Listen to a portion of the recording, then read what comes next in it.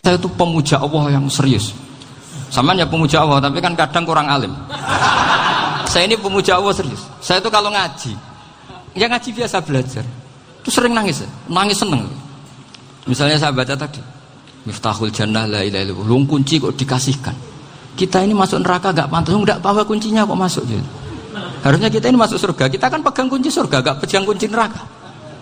Maka aneh kalau kamu masuk neraka itu aneh. Coba kita pegang kunci surga apa kunci neraka? Tapi kadang teman saya suruh neraka ora ono kuncine. Karena tidak ada pintunya. Terus saya bilang, kamu kok tahu? Memangnya mau ke sana, kata saya. Saya tidak punya rencana tahu neraka. Dan saya meskipun guyon itu serius. Bedanya orang alim sama ndak itu di situ. Kalau orang alim itu guyon itu masih benar, masih serius. Coba saya bacakan ayatnya. Ala inna auliya Allahi la khaufun alaihim wa lahum yahzanun. Terus lahumul busyra fil hayatid dunya fil akhirah. Artinya kalau mungkar nangkir dengan penampilan garang gitu, berarti ada ketakutan apa enggak? Ada. Padahal ciri utama walinya Allah tidak ada ketakutan.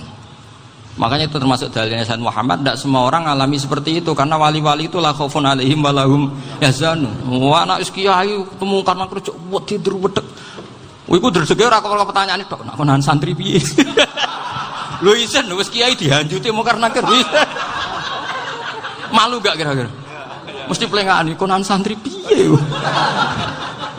Nak jawabannya gampang karena pernah ngajar tauhid. Makanya Sayyidina Ali ini cerita ini ada di kitab Nurul Dzolam. Sama lihat di kitab Nurul Dzolam karangannya Syekh Nawawi Banten. Itu Sayyidina Ali itu ya, andekan orang biasa mungkin ya agak-agak hasud, tapi ini wali gak boleh kamu katakan.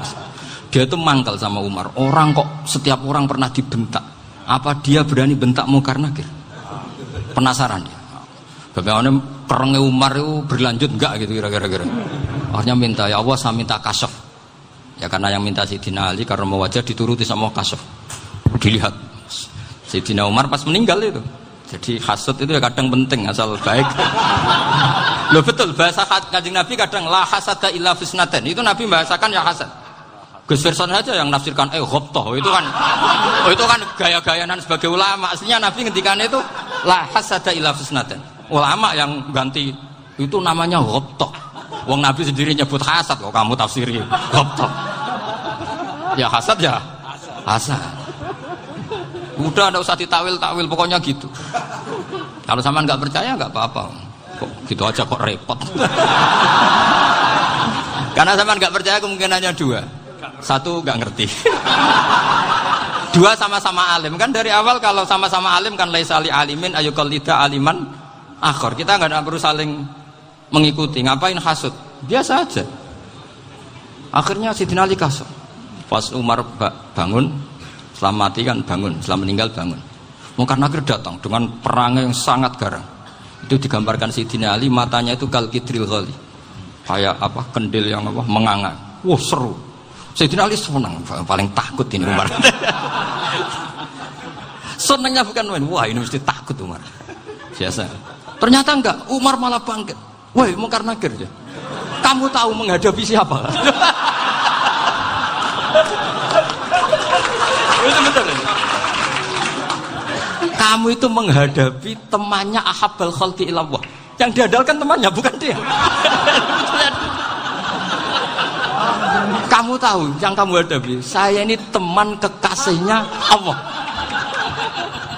Jadi boleh kamu mengandalkan Mbak Virjon. Tapi nanti resikonya mungkar nakir tanya, itu Virjon siapa? Wah itu masalah itu kan. Makanya syaratnya wali itu harus ma'rufun fis sama. Di langit sudah populer. Makanya dulu ada orang yang saking seninya Abdul Qadir ditanya apa saja jamnya Abdul Qadir Al-Jilani, itu aman karena beliau populer. Makanya program kita harus populer dulu di langit. Oh, itu nanti kalau dicatut oleh santri-santri nggak apa-apa. Kalau nggak populer nanti ditanya, itu siapa? Masalah ini. Umar itu yang dibanggakan itu, kamu tahu saya siapa? Ya enggak tahu, saya ini temannya kekasihnya Allah. Temannya Muhammad, iya Muhammad Rasul. Wah mikir, waduh, repot. Loh di dunia aja gitu kan, temannya presiden, temannya panglima, apalagi ini temannya Sayyidul Awalin wal akhirin. Di dunia aja bilang temannya presiden, menteri, orang sudah takut, apalagi ini temannya Sayyidul Awalin. Hanya mungkar nakir terus konfirmasi sama Allah, gimana ya Allah ini ngadepi. Sebetulnya diadalkan itu temannya, bukan dia. Wah, akhirnya sama Allah dibilang, ya Bu, ya sama seorang seperti itu Bu yang sopan. Terus semenjak itu mungkar nakir itu nggak selalu berpenampilan seperti itu, sangat. Jadi semoga itu konsisten sampai nanti. Jadi kamu kalau ingin nggak takut mungkar nakir, jadi wali dulu. Karena syaratnya tadi hanya wali sing la khaufun alaihim walahum yahzanun lahumul busyra fil hayatid dunya fil akhirah. Jadi orang itu kalau ngaji itu harus khatam. Jangan semuanya kena pertanyaan. Dan kalau semuanya kena pertanyaan nanti repot. Kalau Nabi Muhammad ditanya waman Nabi juga. Nabimu siapa? Lu kan terus jadi aneh. Jadi makanya ketika Sayyid Muhammad semua ulama lah, nggak ada am kecuali ditaksis. Kecuali sifatnya Allah. Misalnya bikulli syai'in alim ya benar-benar bikulli syai'in. Tapi kalau am semuanya pasti ada taksis. Meskipun dalam muhawarah muhadasah biasa. Misalnya contoh gampang, istri kamu baru seneng kamu, Mas nak pengen apa-apa aku lapor aku, gak apa-apa Mas, mesti aku seneng gak sama lapor. Iku dia aku pengen wayo. Wah langsung jadi apa wae. Mesti apa wae maksudnya kecuali itu gitu. Padahal kalau ngomong, Mas sampean ingin apa saja tak dukung. Sampean bilang, pengen gue iku wayo. Kira-kira disetujui apa enggak? Sama seperti kita kalau punya teman akrab, wah senang omahku gak apa-apa, anggap ya omahmu dewe, terus mlebu-mlebu kamar. Jadi tidak ada am kecuali ditaksis. Artinya kalau ada cerita bahwa orang mati pasti ngalami ditanya mungkar nakir, itu pasti ada am yang ditaksis. Itu pasti gak dialami para anbiya, para auliya. Karena ciri utama wali itu la khaufun alaihim walahum yahzanun. Kemudian saya yang mau cerita ya, supaya sampean bisa menghadapi dunia global ini, tak bawa tafsir Munir termasuk tadi. Ini saya baca ini karangannya Syekh Nawawi, karena tadi kata Mbah Firjon ngaji itu harus sama orang yang bersanad. Saya ini kalah sama beliau itu berkali-kali. Secara nasab saya harus manggil Mbah. Secara silsilah ilmu saya juga kalah lagi. Saya sering disewani sama cucu-cucu Syekhona Khalil. Kiai Siddiq itu termasuk murid dekat beliau Syekhona Khalil. Kalau itu berarti kan Gus Wirjon, Ahmad, terus Mbah Siddiq. Mbah Siddiq ngaji Syekhona Khalil. Syekhona Khalil itu pernah ngaji langsung sama Sayyid Zaini Tahlan. Berarti beliau dari Sayyid Zaini Tahlan itu baru generasi kelima. Sementara saya itu sudah ke-7 atau ke-6. Saya, Mbah Mun, Mbah Karim misalnya, Mbah Hashim, Mbah Mahfud Termas, Sayyid Abi Bakar Sato yang arangnya Anatul Talibin, baru Sayyid Zaini Tahlan. Berarti saya ke-7, kalah lagi. Tapi untuk jadi wali biasanya cepat saya. Karena syaratnya jadi mbah itu ngalah demi putu. Jadi kalau beliau ngotot, saya dulu Gusti, saya mbahnya. Wah itu mbah yang nggak baik. Pasti jatahnya dikasihkan apa? Cucunya dulu. Makanya Abdul Muthalib itu orang yang dapat wangsit, tapi yang jadi nabi itu cucunya. Jadi dalil saya banyak. Sebenarnya Abdul Muthalib itu sudah sering dapat wangsit. Karena saya bahasakan wahyu, Nabi yang protes, enggak Nabi kok dapat wahyu. Tapi sebetulnya Abdul Muthalib itu masyhur. Kalimat-kalimatnya menunjukkan bahwa beliau itu sudah dapat wahyu kalau nanti cucunya itu jadi apa? Nabi. Makanya senangnya bukan main Abdul Muthalib sama Rasulullah. Putu seneng, mbah seneng putu.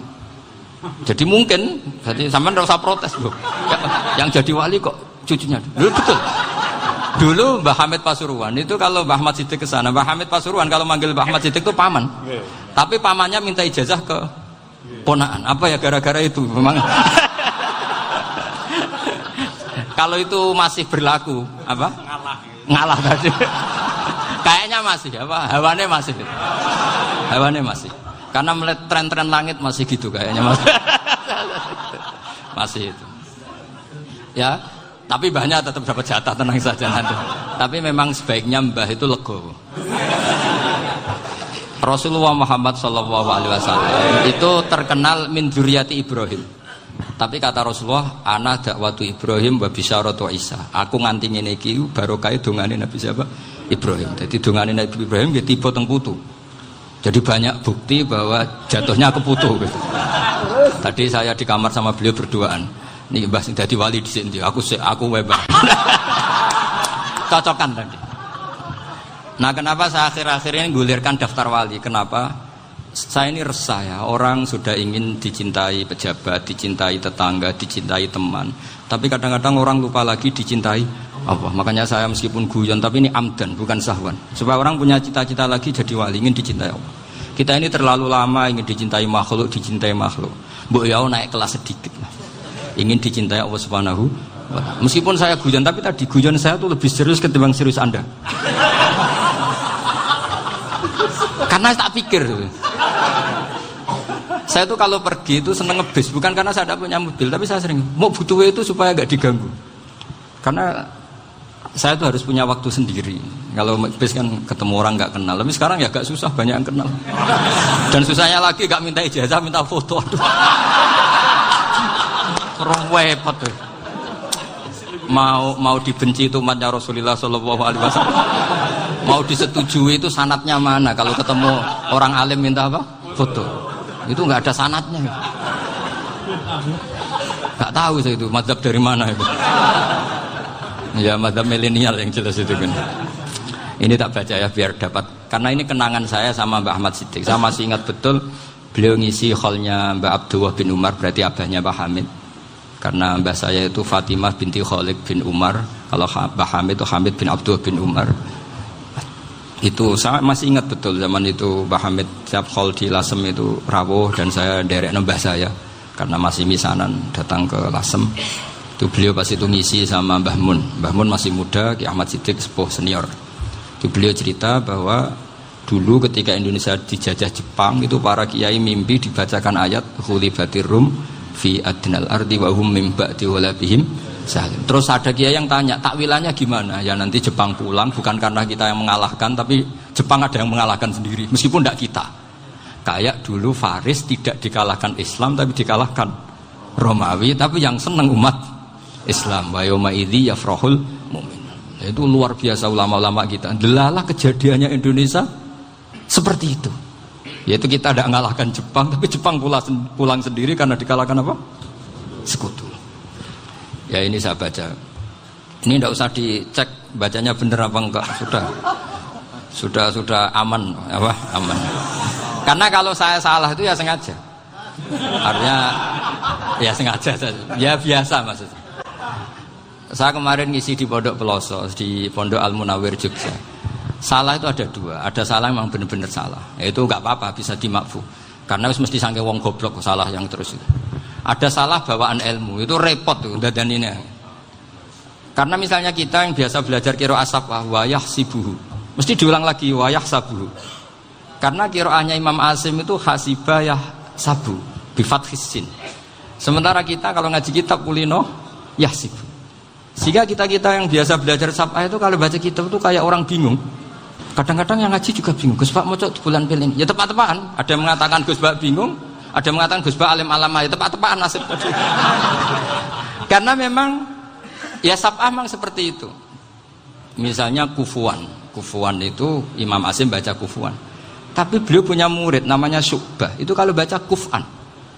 Makanya kita itu, ini kan khataman Quran ya. Jadi saya menyinggung sedikit tentang qiraah sab'ah. Tadi beliau juga sudah tak kasih kitab saya Hifdzuna Liyadal Mushaf. Sama tak ajari latihan sab'ah. Memang angel ya. Makanya yang nggak bisa itu wong pinter. Sudah tahu angel ya nggak usah diteruskan kan. Orang menghindari barang angel itu pinter apa goblok? Pinter. Berarti wong goblok pinter. Saya tuh makanya sama orang goblok tuh respect. Jadi orang alim tuh angel apa gampang? Angel. Menghindari barang angel pinter apa goblok? Loh, orang menghindari barang angel pinter apa goblok? Pinter. Berarti wong goblok pinter. Jadi saya sama orang-orang goblok itu respect. Sudah tahu jadi orang alim angel ya barang angel ya harus dihindari. Makanya saya ini insya Allah umatnya Nabi yang termasuk yang terbaik. Amin. Karena mencintai umatnya Nabi termasuk yang goblok. Itu tidak gampang itu. Karena tadi sudah tahu ya. Seperti itu loh orang naik Panjat Pinang. Itu yang naik karena ingin hadiah. Yang nonton sudah tahu wah licin kok dinaikin mau keplodok ya. Tapi orang sepakat yang nonton juga pinter karena sudah tahu ribet kok Tuku ning pasar rak kena lah opo menek. Sama juga gitu. Ngalim tafsir angel, ngalim fikih angel. Nek karek ngaji ngerekam kan gampang. Itu pintar apa goblok? Pintar. Iya. Makanya kula niku mbok burohno ngono tok. Saya tadi dinasihati Mbak Firjon, muga-muga hati saya selamat. Saya itu meskipun kata orang banyak, muhibbin saya banyak, tapi saya insya Allah tidak riya. Saya itu pakai kitab namanya Tasbidul Fuad, itu karangannya Said Abdul Al-Haddad. Ketika beliau punya muhibbin banyak ditanya, bagaimana ya Habib Anda menjaga hati Anda? Jamnya Said Abdul Al-Haddad itu unik. Innama azzamu Allah. Mereka itu sebenarnya menghormati Allah, cuma butuh sarana, dan itu saya.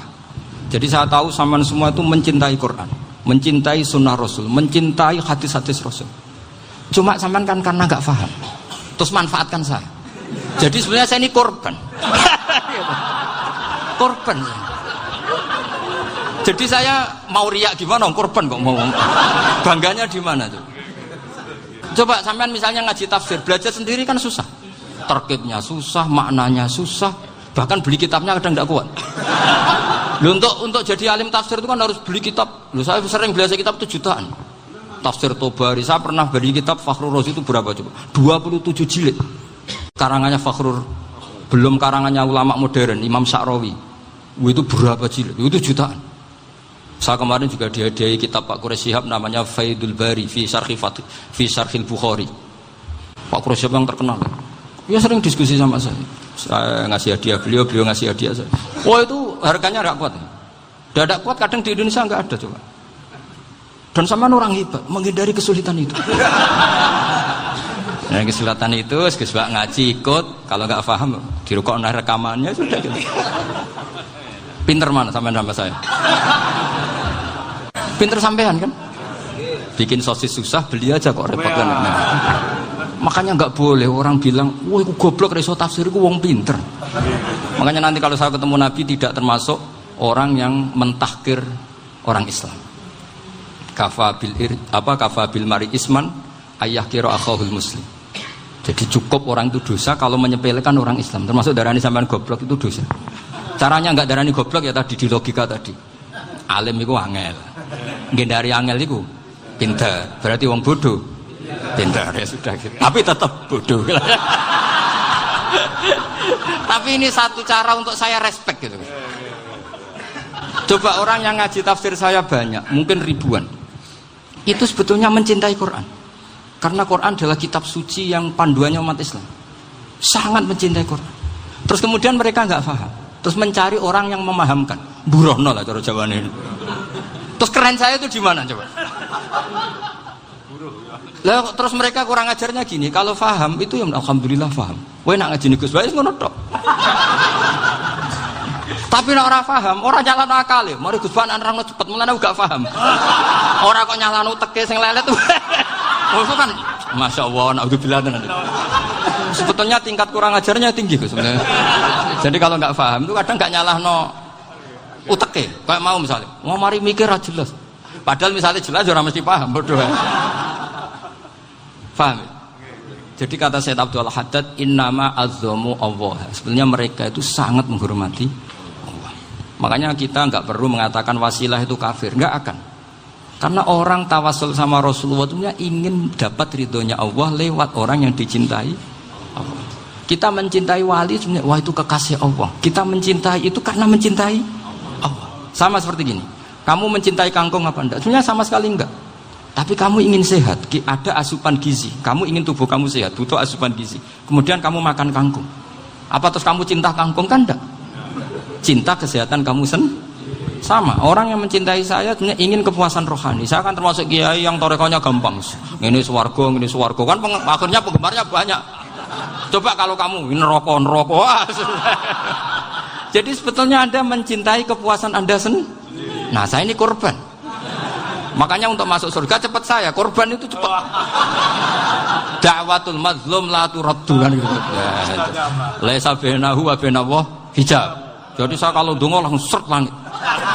Karena mazlum. Saya sinau tafsir itu, Pak, sampean bayangkan ada tafsir itu sudah 27 jilid. Sing ngarang Fakhrur Razi itu buletnya bukan main. Karena dia ahli filsafat. Buletnya masyaallah. Sudah gitu sinau Jalalain kadang dikomen oleh Sawi. Sudah kita percaya Jalalain jebule dibuli Sawi. Percaya Sawi dikandani, "Oh iku Maliki ra Safi." Oh, ribet. Sudah gitu sinau Qurtubi, sinau tafsir Tabari itu susahnya. Belinya susah, belajarnya susah.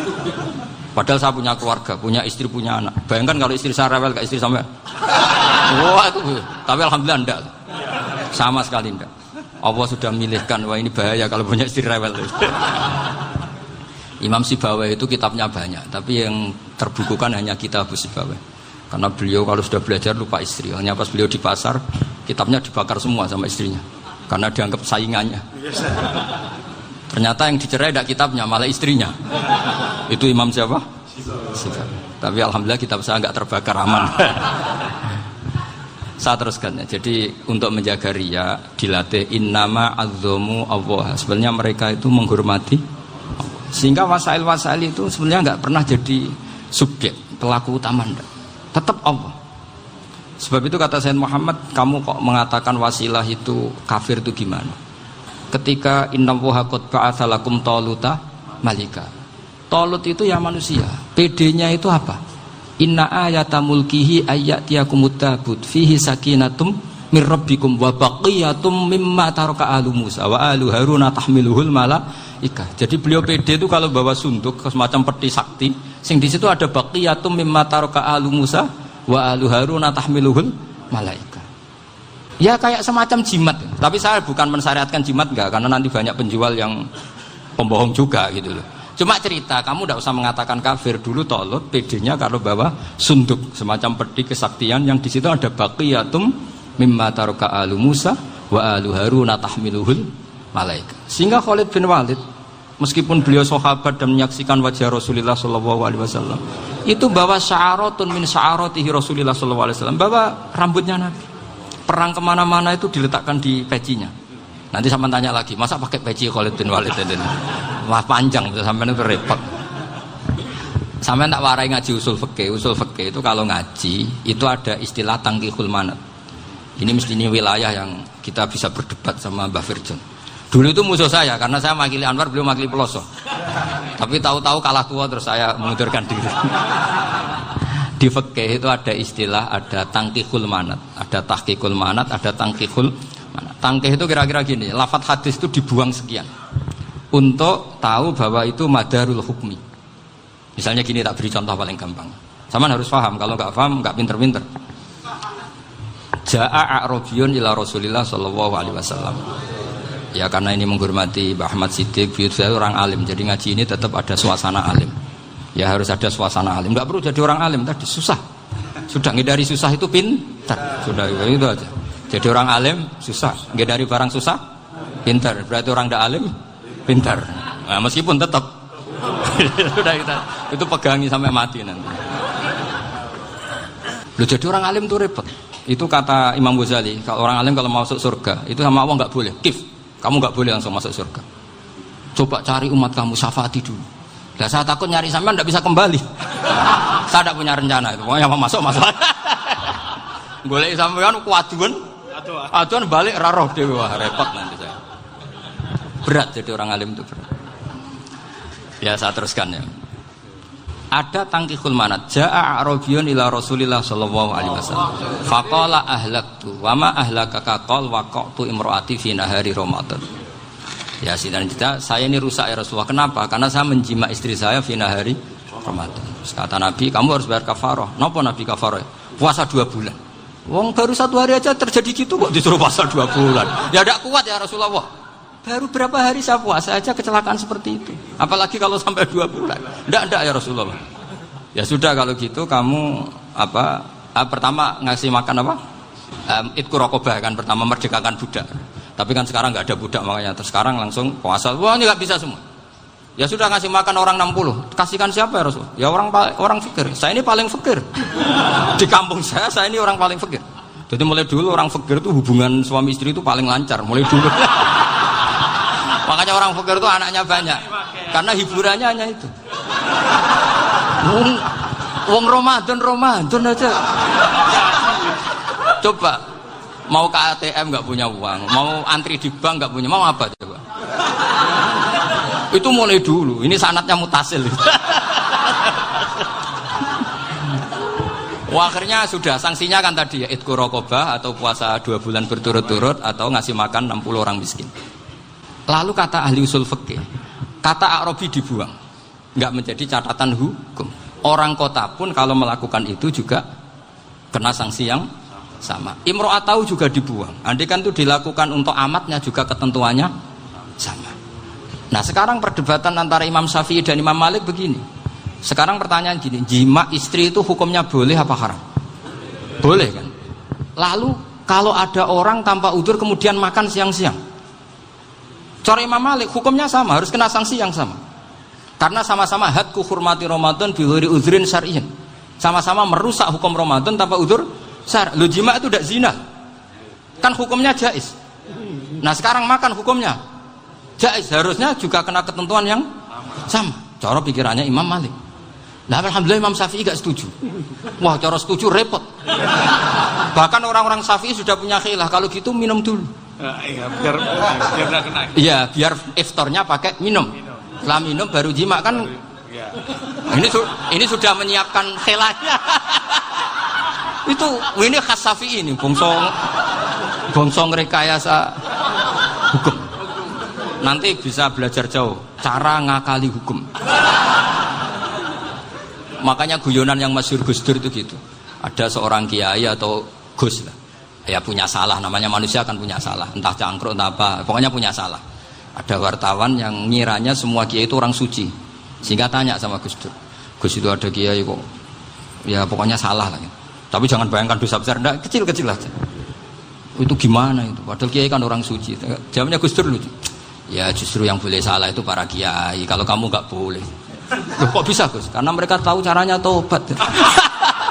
Repot. Kalau kamu nggak tahu caranya, sama pelanggaran hukum itu ya harus pakar-pakar hukum. Ya. Itu yang tahu caranya yang rekayasa. Kalau kamu ya kena pasal kan. Ya. Jadi kamu jangan niru saya. Saya ini punya sekian cara untuk pembunuh. Nah, itu namanya khilah.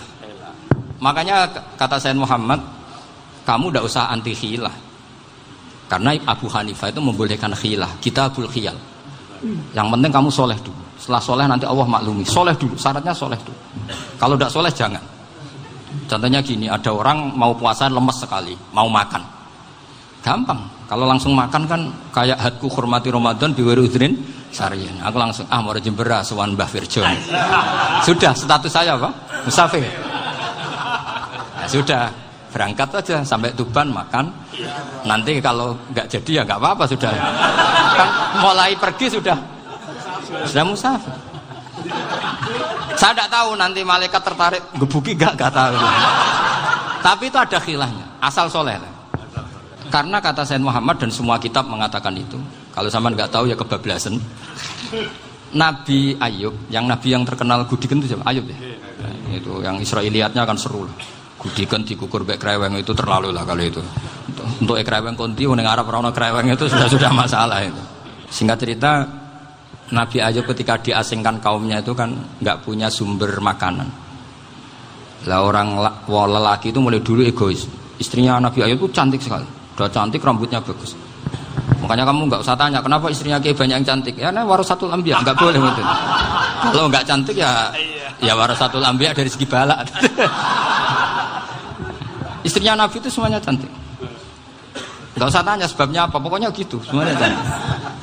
Singkat cerita, beberapa kali istrinya Nabi Ayub itu kerja demi bisa nafkahi Nabi siapa? Suatu saat itu tidak ada pekerjaan yang cukup untuk beli roti. Satu-satunya peluang dapat rezeki itu putrinya raja itu rambutnya berondolin. Terus ada sayembara siapa yang rambutnya bagus mau dibeli. Sampai rambutnya istrinya Nabi Ayub itu dijual. Nabi Ayub tersinggung karena itu mengurangi kecantikan. Jadi lelaki mulai dulu gitu. Udah nggak urun kalau istrinya nggak cantik itu komplain. Itu khasnya lelaki. Jadi kalau kamu gitu ada sanadnya juga, tenang saja ya. Komplain ya pegawaian itu. Saking mangkelnya Nabi Ayub terus ngendikan la adriban naki mi'ata sautin. Kamu akan saya pukuli dengan mi'ata sautin atau dengan 100 cambukan. Atau mi'ata dikhtin atau mi'ata apalah sesuai konteks zaman itu. Engko namanya pecut tuku konti kok ribet lagi. Singkat cerita, akhirnya ketahuan bahwa istrinya menjual itu demi Nabi Ayub. Allah nggak ridho kalau kekasihnya yaitu istrinya Nabi Ayub wis perjuangan kayak gitu malah kena hukuman. Tapi Allah juga nggak ingin kekasihnya yang bernama Ayub melanggar sumpah. Padahal beliau sudah sumpah, wallahi demi Allah nanti tak pukul dengan 100 kali. 100 kali dengan lidi lah misalnya, contoh yang gampang tuh lidi. Akhirnya sama Allah dikasih satu solusi. Wa khud biyadika dikhsan fadrib bihi wala tahnas. Ya sudah, lidi itu ikat jumlahnya 100. Terus pukul sekali saja, anggap saja sudah 100. Iku pangeran sing wari ngakali ngono iku pangeran. Tapi syaratnya soleh, syaratnya soleh. Jadi kalau kamu anti khilaf berarti anti ajarannya Allah di ayat itu. Wa khud biyadika dikhsan fadrib bihi wala tahnas. Itu dulu ada, ini cerita di Ithaf, ini cerita terakhir, ini sudah, sama jangan nama sudah. Terus pengumuman tadi, yang nggak pernah sepuh ngutang saya itu haram tadi. Karena tadi saya punya kewajiban di rumah yang bisa menggugurkan ya kewajiban yang lebih besar. Lebih besar itu ya tadi, bisa pernah guru, pernah sepuh, yang jelas nggak umur. Umur sampean menangkap itu, tua serepet itu. Ada raja itu ganteng kaya, senengannya nikah perawan cantik. Oh itu semua kampung mesti kenal. Mungkin digilir atau gimana pokoknya. Suatu saat ada pemuda suka sama perempuan yang di kampungnya, cantik sekali. Kemudian pemuda ini ternyata pekerja di kerajaan itu. Tiap hari ditanya, oh itu yang di kampung yang cantik siapa? Mau saya nikahin gini. Wah bahaya ini, saingannya raja. Jadi yang dibidik pemuda tadi itu saingannya. Si raja ini orang yang namanya raja kan gengsinya tinggi. Kaifatang kihuha wa qad ra'aitu qad qabbalaha rajulun. Kobok nikapi, saya itu pernah melihat dicium lelaki. Wah, gak mau. Gak gelem, kadung ditambung lan waqat qabbalaha rajulun. Saya pernah melihat sendiri qabbalaha rajulun, dicium oleh lelaki. Wah, sudah gak minat raja langsung, gak keren. Suatu saat pemuda tadi nikahi perempuan itu. Rajanya marah-marah, kamu lelaki gak punya harga diri gini. Gak punya selera, gak punya harga diri, sudah pernah dicium orang kok tetap dinikah. Bilang ke raja, ta'rif manir rajul, lelaki itu siapa? Abuha. Kamu tahu lelaki itu siapa? Sopo? Abuha. Bapaknya. Saya kan hanya bilang rajulun. Pernah dicium lelaki. Lah pikirannya raja itu lelaki kue-kue ngene iki. Tapi butuhe canom mau raja ben gak sida, itu aja tuh. Baru kayak digulirkan gitu, waqat qabbalah rajulun. Wah nggak mau. Setelah itu suatu saat pegawainya tadi nikahi perempuan. Kamu nggak punya harga diri gini. Kamu tahu mandir rajul apa abuha? Wah nak ngono aku gak poho-poho. Lah monggo sakniki wis bojo kula. Ora trimo wis diambung wis macam-macam. Lah itu namanya khilah. Apa? Khilah. Kalau di Balawa disebut tauriyah atau apalah. Tapi saya tidak ngajari sampean seperti itu. Sudah pinter sebelum saya ajarin. Bangsa ngakali kan sudah pinter. Saya kira demikian. Assalamualaikum.